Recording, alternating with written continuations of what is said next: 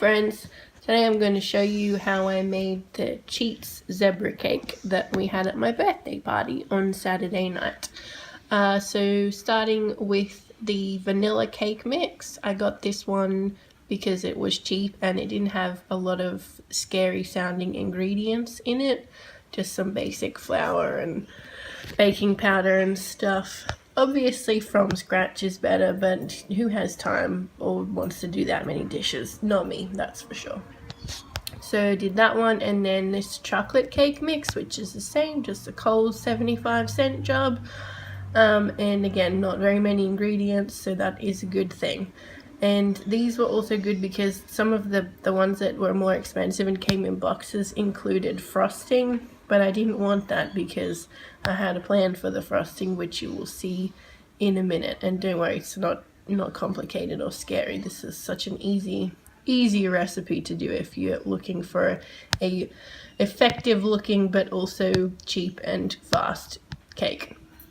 So we've got some melted butter there that I melted in the microwave. This bowl has got some chocolate in it with the butter because I like my cake the same way I like my men, rich.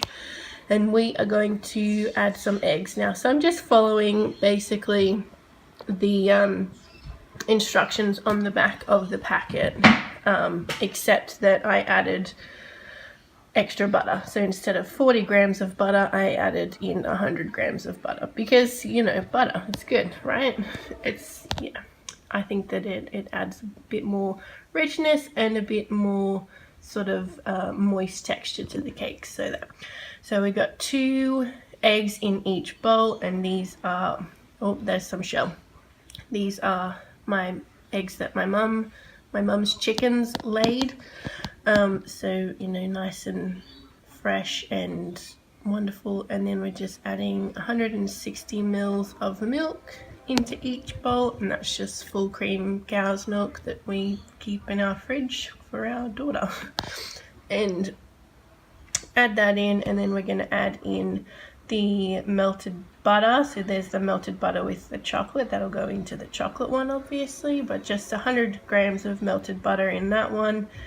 And then some vanilla to make it a more vanilla-y vanilla cake, because I feel like those vanilla cakes packets don't really taste like vanilla, they just taste like sort of nothing. So add some vanilla there, as much as you feel like you want. And then this bowl has got the 100 grams of melted butter and about 60 grams of melted chocolate, dark chocolate, always dark chocolate when you're baking. So just add that in. And then all that we have to do is use our electric beaters to get those cakes happening. And we're not going to do anything too crazy like stop and wash the beaters in between. We're just going to go ahead and get this vanilla cake happening. Start slow so that you don't send flour all over the kitchen.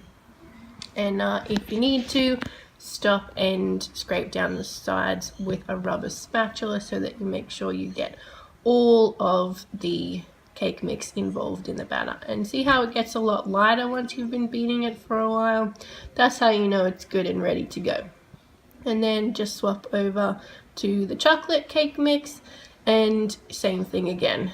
Start slow, get all the floury bits mixed in with the wet bits, and keep that going until it lightens up. Obviously this isn't going to go like a white color because it's chocolate, but it does get quite a bit lighter than what it started, as you can see as we go along. See, nice and light and fluffy, and it's very thick, but this is okay. That's what you kind of want from the cake batter.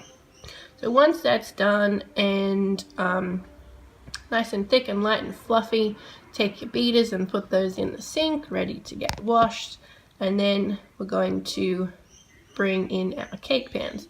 I didn't have 2 the same, so I'm using 2 that are roughly the same, but one is a springform pan. And then I've got a big spoon and a ladle because I didn't have 2 ladles or 2 big spoons. So, you know, it's real life, use what you've got. So to make the zebra pattern, we're just going to take a big spoonful of the chocolate cake mix and put it in the middle of the cake pan, and then take a big scoop of the vanilla cake mix and plonk it right on top. And what that will do is spread the chocolate cake mix out a bit more, and then we repeat, so with a big spoonful of chocolate cake mix, and you can sort of see it starting to make rings there. And as we keep on going with the different colors, one after the other, it kind of creates like a stripy effect, which is wonderful. So keep going until you've got no cake mix left. Chocolate, vanilla, chocolate, vanilla, chocolate, vanilla. And you can sort of use your spoon to squash it down a little bit, because the cake mix is so thick that it will tend to want to sort of mound up in the middle, and we want our cakes to be like relatively flat. We will level them off after they're done baking, but yeah, sort of use your spoon to spread them out a bit, just so that the cake mix gets into all of the corners, gets to the sides of the pan, and isn't just like a random lump in the middle. So once that's all in there, you can use your spatula to sort of spread the cake mix out a bit. It doesn't really matter what the top looks like, because we're going to level that off anyway and frost it and do all of the fun things. So it doesn't matter if it's not stripy on the top, because that's pretty much going to get chopped off. So just again, go ahead and make sure that it's all nice and spread out to the corners.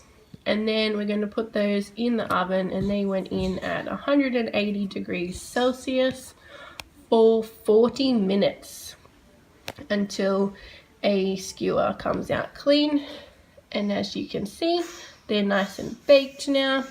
And so we pop them onto a cooling rack, and they just have to sit there for about 5 minutes in the pans.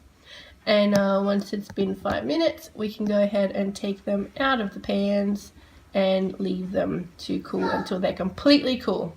Then we will level the tops off. If you have a cake leveler, this would probably be way easier, but I didn't, so I just used a serrated knife. And just go as level as you can. Basically, you want it to be a relatively flat cake, and eat those bits of cake, because don't waste cake. Never ever waste cake, guys. So get the top flattened off, and you can kind of see the sort of marbly effect that the cake has on the inside, which is just beautiful. And do the other one, of course. We want 2 flat cakes, and then we frost. So grab yourself a cake plate, or just a dinner plate if, like me, you don't have a cake plate. Take one of your cake layers, peel off the baking paper, and plonk it on your cake/dinner plate. And then we're going to take what is the ultimate cheat, just some jar of frosting here, and scoop out about half of the container. I think about half, yeah. And spread it over the cake. Take a big old glob. Actually, this is beautiful. Looks so much fun if you do it You just get it all nice and spread out to the edges. It doesn't matter if bits of cake get in it, because this is the middle of the cake and it's going to be delicious. This frosting is really, really rich too. And you could totally add like some flavoring to it if you wanted, or use chocolate frosting if that floats your boat. So then we're going to take our other cake and flip it upside down, because that is going to give us the most level top, because the bottom becomes the top and the bottom is obviously flat. Peel off the baking paper, and then we're going to take the rest of the frosting and we're going to spread it all over the top of the cake. So spread it out. Yeah, this actually looks pretty cool if you do it backwards. So undo that for a second there. Okay, let's do that again, because that actually was good. So get it all nice and spread out. And this is going to be the crumb coat. So we're going to spread it out all over the top and also all over the sides of the cake.